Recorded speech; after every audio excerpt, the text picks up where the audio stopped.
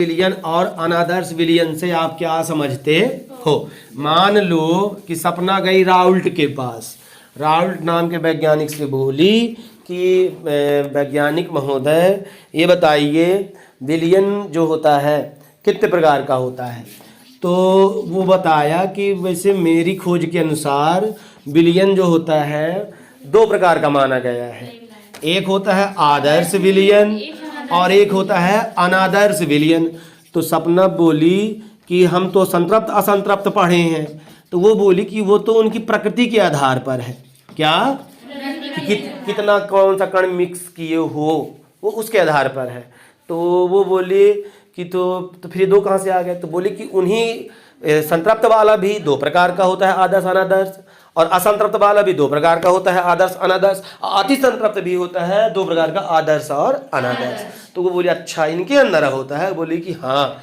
तो वो बोला कि आदर्श विलियन क्या है। तो राउल्ट बोला कि मेरा एक मैंने नियम खोजा है। क्या खोजा हूँ? नियम। तो सपना बोली क्या खोजे हो। तो वो बोला कि आयतन देखना चाहिए और वो देखना चाहिए एंथैल्पी। आयतन देखना चाहिए और एंथैल्पी। अगर आयतन और एंथैल्पी का पालन होता है, आयतन और एंथैल्पी का पालन होता है मतलब मेरे नियम का। तो सबने बोली आपका नियम है। बोली कि हाँ मैंने खोजा ही नियम। तो बोला कि कौन सा नियम है। तो उसको बोलते हैं कि राउल्ट के नियम का पालन होगा।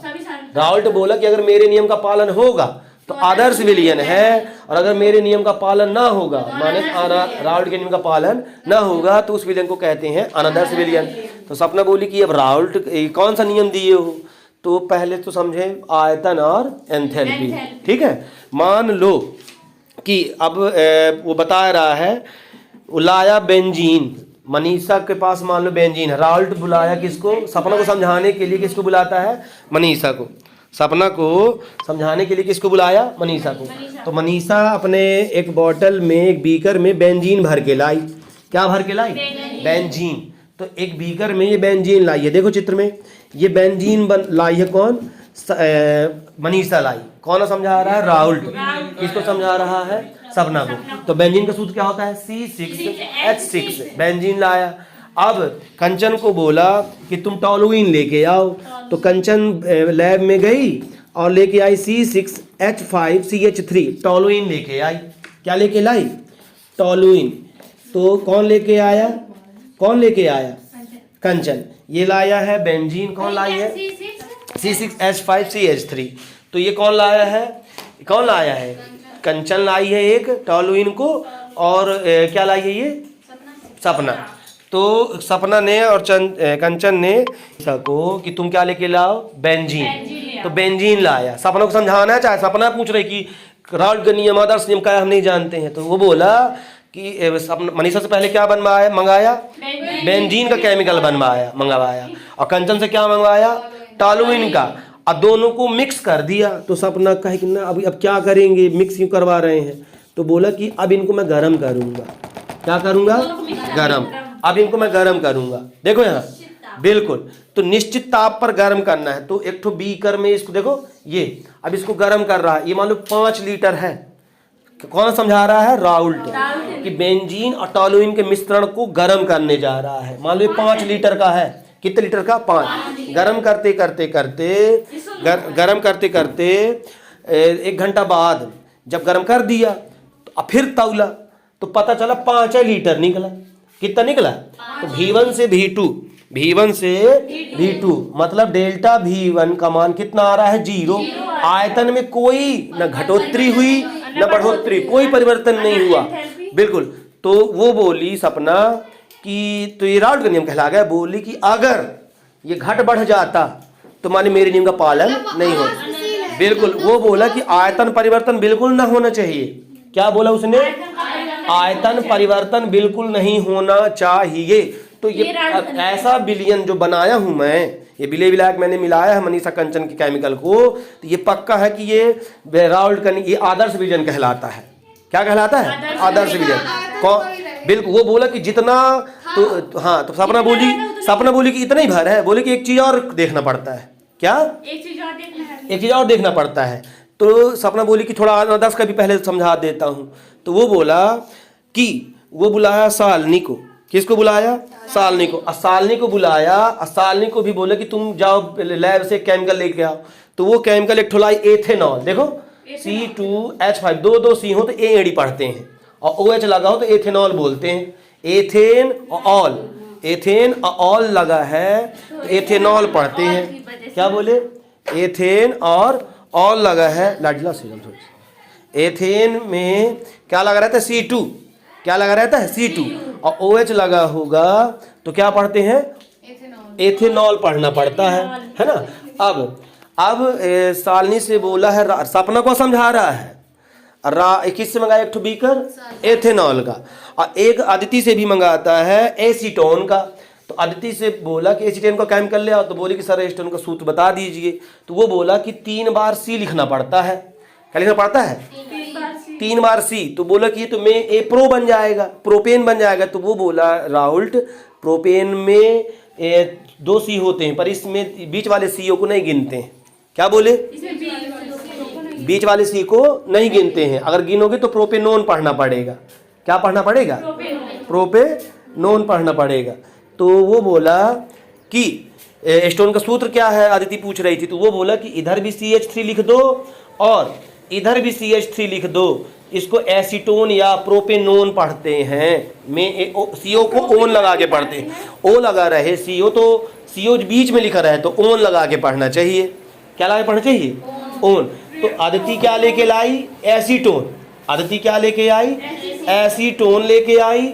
और एडी 2 बार C है तो एथेन पढ़ते हैं, और OH लगा है तो ऑल पढ़ते हैं। क्या पढ़ते हैं? OH लगा तो एथेनॉल।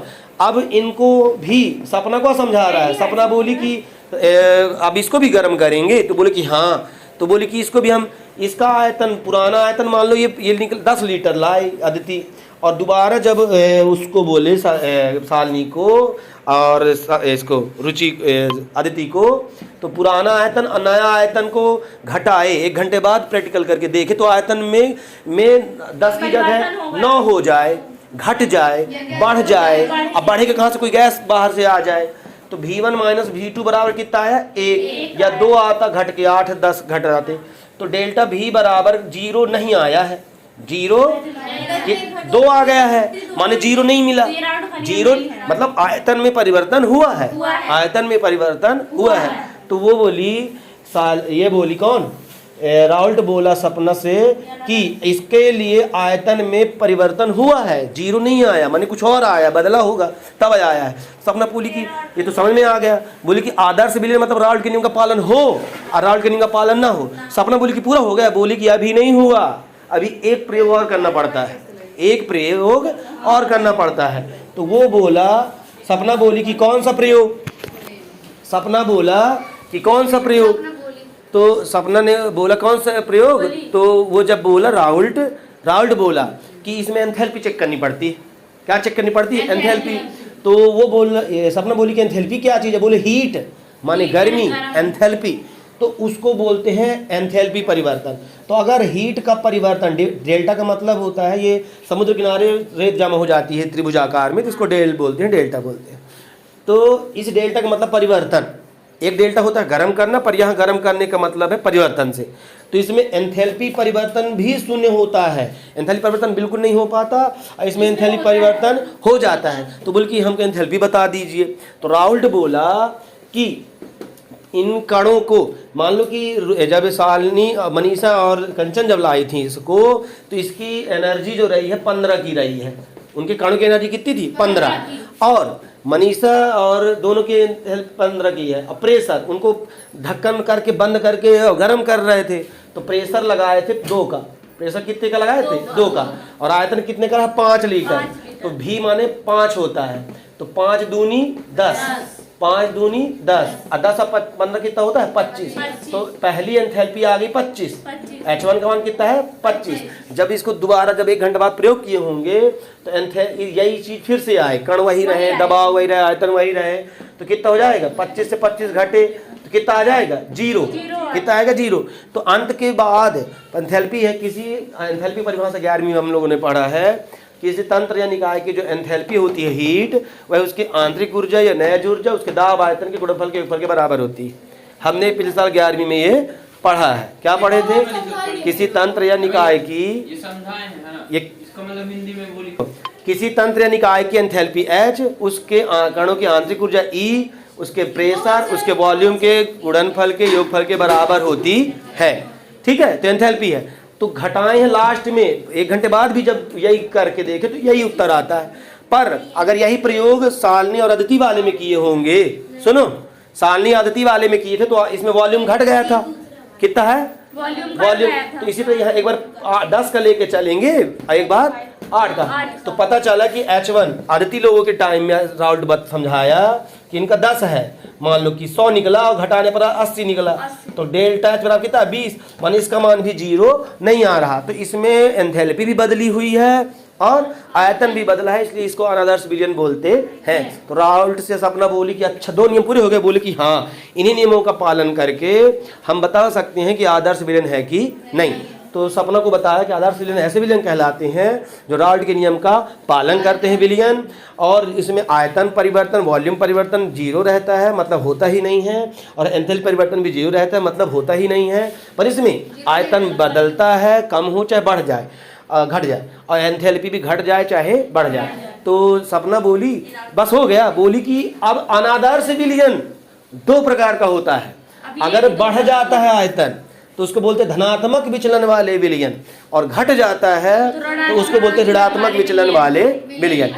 बिल्कुल। अब सपना जब बताई संतोषी को, संतोषी भी पहुंच गई राउल्ट के पास, बोली कि मेरे को दूसरा उदाहरण दे के समझाइए। क्या बोला? दूसरा। तो वो बोला सपना